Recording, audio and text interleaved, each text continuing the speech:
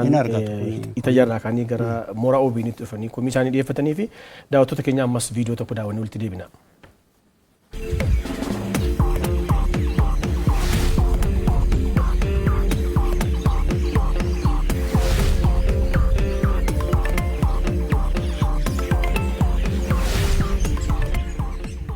Gaji ashaniiti ima deem waan keessa galu dhabee meeshaa kiyya gayyaasanii kiraa kafalatuu dadhabee jedheetumaan deem yookaan guyyaa 10tti naa qaban yoo guyyaa 10 sanan dhaqu guyyaa 5tti naa qaban yoo guyyaa 5 san dhaqu anna jalaa dheessanii nuun argadhu amma guyyaa har'aatitti naa qaban guyyaa har'aa kana yoo an dhufu kun waldeenni kiyyaa waan wal ga'e gana waldaa kana gaggeessee bakka itti naan jedhan san dhaqu waan naan jedhan hin beeku kanaafuu meeshaan kiyya gayyaa'ee ala jira.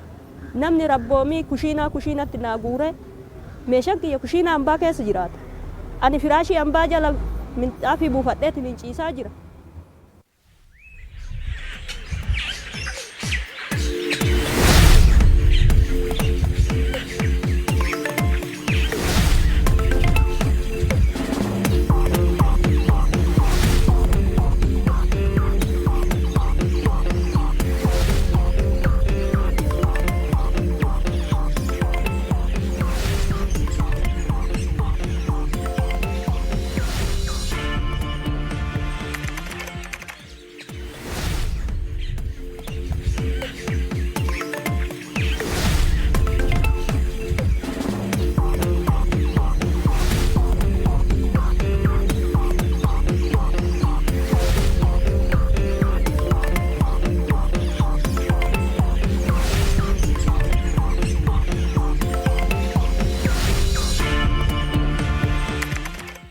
boy keessa ilaalan hudduu achi mara tarkaafata baalasilxaaniin dhufee sanirra tarkaafata kuun dhufee kan sanirra tarkaafata nu garuu itti salfataa deemu.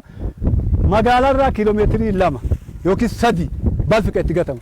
Har'a manneen akka isin argitan kana kun mul'uusaa qooltee an kenname kana keessatti akkatti jiraachaa jirra.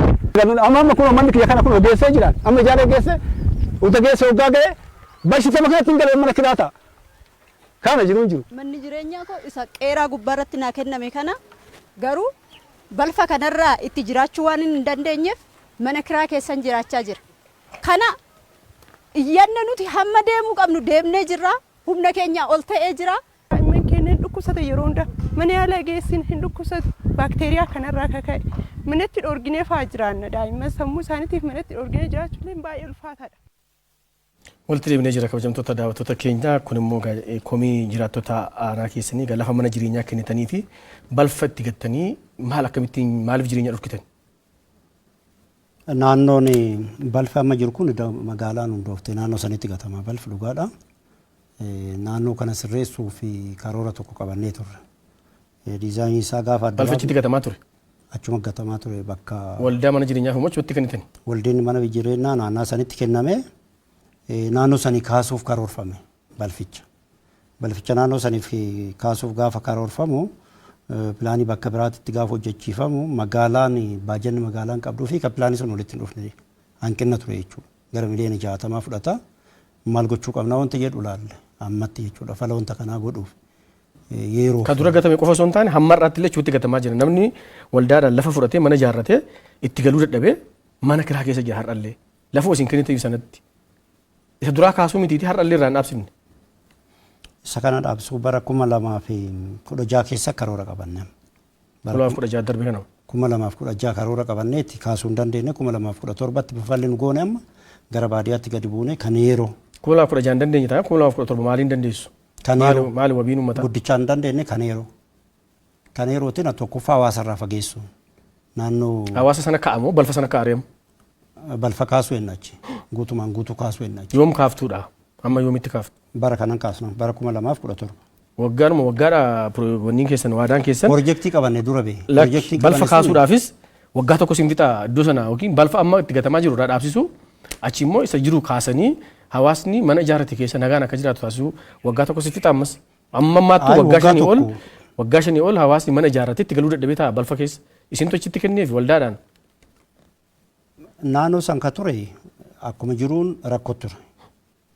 Maaliif balfi magaalli urgaa hundooftee achi gatamaa ture haalli adeemsa kennaa lafaa akkana dura ture sirrii miti jechuudha naannoo sanitti dhuguma wanti isinillee kaaftan. Kanarraa kaaneetu nuti maal laallee guutuu isaa karaa pilaaniitiin kaasuu yaallee turre. Gaafa baadiyyaatti gadi buunee gara hektaara 7 irratti hojjechiifnu gara miliyoona 60 dhaqe. Tole amma yoomitti fal argatu maal waadaa galtuuf jira kana? Wanti waadaa galu baadiyyaatti amma qopheessine irra jechuudha kaasuuf achi.